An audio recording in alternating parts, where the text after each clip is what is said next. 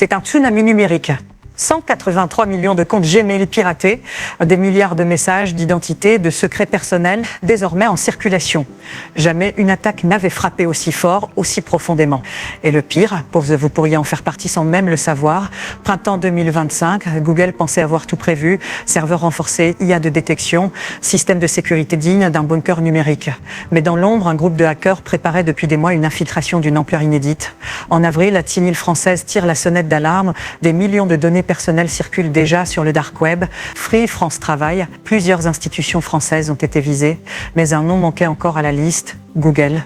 Ce lundi 27 octobre 2025, le couperet tombe. Forbes publie un rapport exclusif, 183 millions de comptes Gmail compromis. Quelques heures plus tard, Google confirme. Oui, l'entreprise a été victime d'un vol massif. Oui, vos messages, vos photos, vos documents ont peut-être été exposés.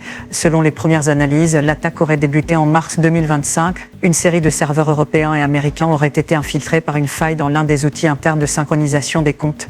Une porte dérobée, invisible, mais dévastatrice. Les pirates auraient ainsi collecté plus de 4,3 tétraoctets de données, adresses mail, mots de passe chiffrés, historique de connexion, parfois même les contenus des messages les plus récents. Le tout revendiqué quelques jours plus tard sur un forum du dark web connu pour ses ventes de bases de données, Breach Basics.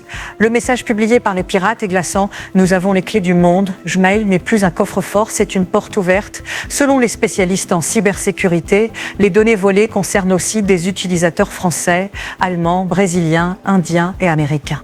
En d'autres termes, aucune frontière, aucune protection nationale n'a résisté. Et pendant que Google restait silencieux, les hackers, eux, échangeaient déjà ces informations contre de la crypto-monnaie. Une fuite mondiale, invisible, silencieuse, mais d'une puissance redoutable. Et si vos mails professionnels, vos confirmations bancaires ou vos factures personnelles faisaient désormais partie du lot, la réaction du monde ne s'est pas fait attendre. Sur X ex-Twitter, le mot-clé Gmail Leak devient viral en moins de 3 heures. Des millions d'internautes paniquent, postent des captures d'écran, partagent des liens pour vérifier si leur compte est concerné. Les experts en cybersécurité s'enflamment sur les plateaux télé. BFM TV titre la plus grande fuite de données de l'histoire du web. Le Monde parle d'un Tchernobyl numérique. Pendant ce temps, Google reste prudent, évoquant une enquête interne en cours et appelant au calme et à la vérification des comptes via des outils officiels. Parmi ces outils, un site refait surface, Avibin.com. Créé par un chercheur australien, ce service gratuit permet à chacun de savoir si son adresse mail figure parmi les victimes. Résultat, des millions de recherches en 24 heures. Le site sature. Les internautes s'y ruent comme s'il s'agissait d'une alerte à la bombe.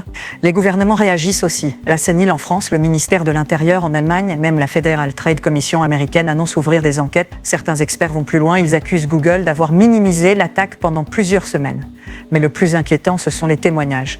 Des utilisateurs racontent avoir vu leur compte bancaire compromis, d'autres leurs mots de passe changés à leur insu.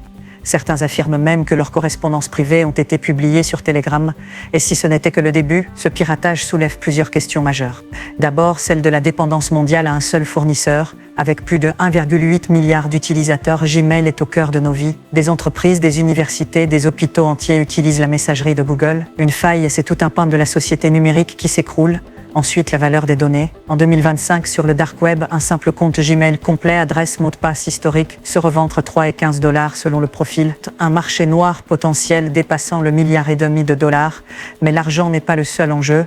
Derrière ces fuites, il y a aussi le pouvoir. Un accès à des comptes Gmail peut ouvrir la voie à l'espionnage industriel, à la manipulation politique ou au chantage numérique.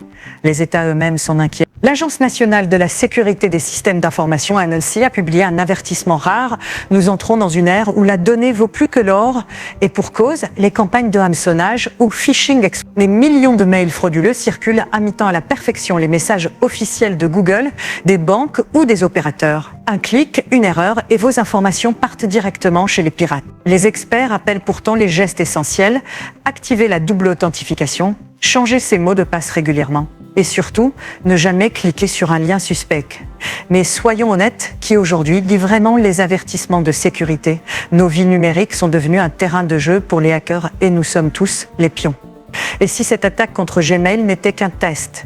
Car derrière cette fuite se cache peut-être un avertissement. Un message envoyé au monde entier. Même les géants les plus puissants peuvent tomber. Même les coffres-forts les plus sécurisés peuvent être fracturés. Aujourd'hui, Google promet des mesures sans précédent. Des audits, des compensations, une refonte totale de ses protocoles de sécurité. Mais pour beaucoup, la confiance est brisée. Et la question demeure, si Google n'a pas su protéger ses utilisateurs, qui le pourra vraiment ? C'était Monde Plus, l'actualité mondiale sans filtre. Abonne-toi et reste connecté avant que quelqu'un d'autre ne le fasse à ta place.